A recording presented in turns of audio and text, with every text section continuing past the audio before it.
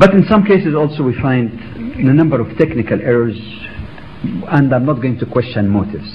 In some cases it's deliberate distortion, in some cases it could be lack of sufficient and authentic information. This includes the following. 1. Erroneous translation of the Quran. As mentioned earlier, the Quran was not revealed in English. There are always problems of translating anything from one language to the other, but in the case of the Quran, grave errors will take place, and inshallah we'll see an example on that, on the issue of not taking Jews and Christians as friends. Number 2. Sometimes a translation might be correct according to the dictionary, but not correct according to the specific Sharia meaning. Just to give you one quick example. The term people of the book.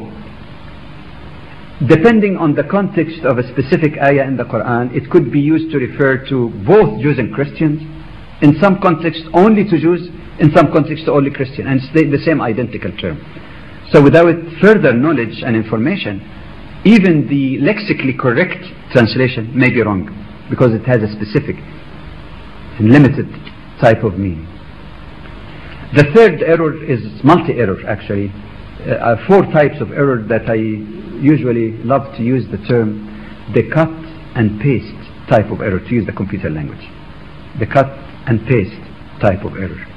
You know, today with modern computers, you can prove anything you want from any book you want, provided you have that technology of moving pieces and bits and putting them together. You can prove anything. You know, the most false and ridiculous thing you can prove using this. And that takes 4 forms. 1. To clip an ayah in the middle. Take one part of the ayah, the beginning or end, or in the middle even, and leave the rest of the ayah. And we see the example about this so-called ayah to sayf, the verse about the sword in chapter 9 verse 5 in the Quran. Clipping an ayah that sometimes reverse the meaning. Of course Muslims are familiar with this interesting example when they say that you can prove from the Quran that Muslims should never pray. لا تقربوا الصلاة. Not only don't pray, don't even come closer to prayer. Of course once you read the rest, it's totally the opposite meaning. So this is لا تقربوا الصلاة type of approach, clipping.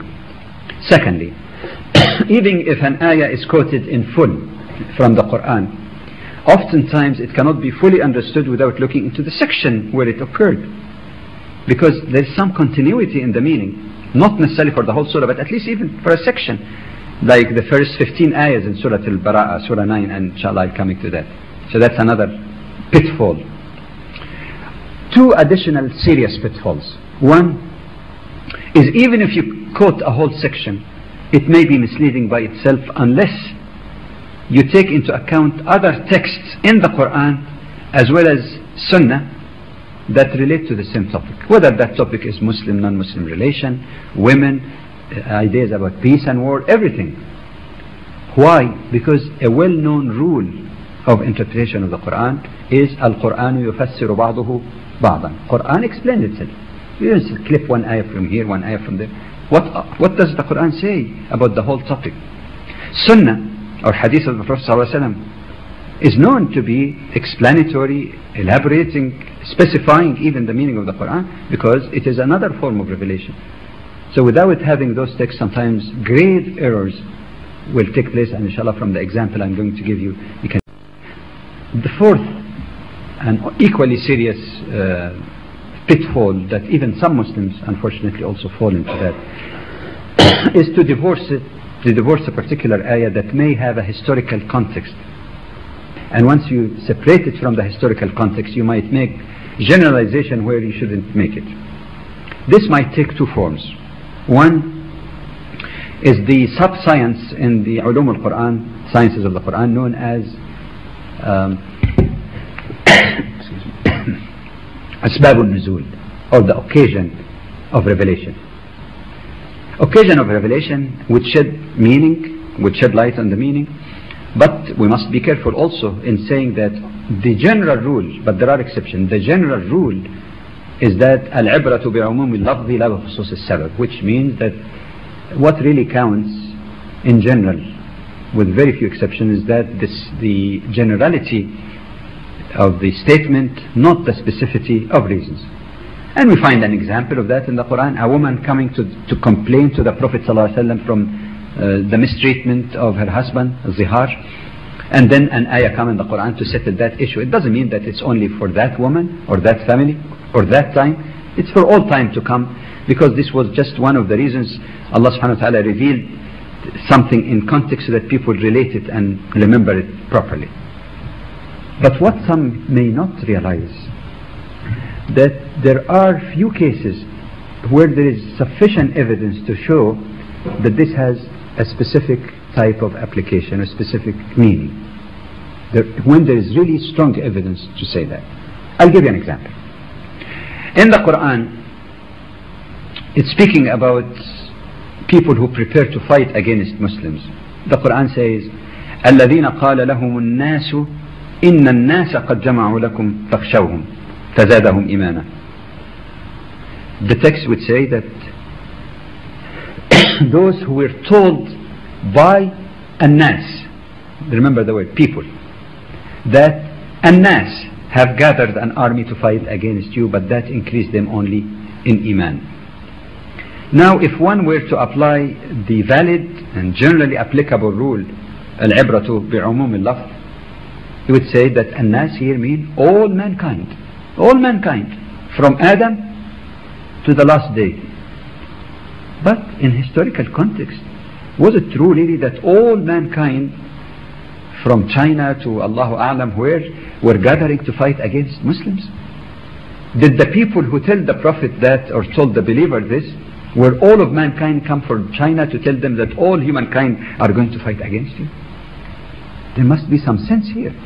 And that's quite different from when we read in Surah Al-Hujurat that I cited, Surah 49, Ayah 13, or for example in the first Ayah in Surah Al-Nisa, Ya ayyuha nasu inna khalaqnakum, that Allah is the creator of all mankind. You don't say, no, this is specific. The umum, the generality here is very obvious. So again, one has to be careful in issues like that. But there is also another specific area that is more sensitive even, and I do hope that inshallah it would be clearly understood. If there is ambiguity, please ask me. But let me give an analogy first.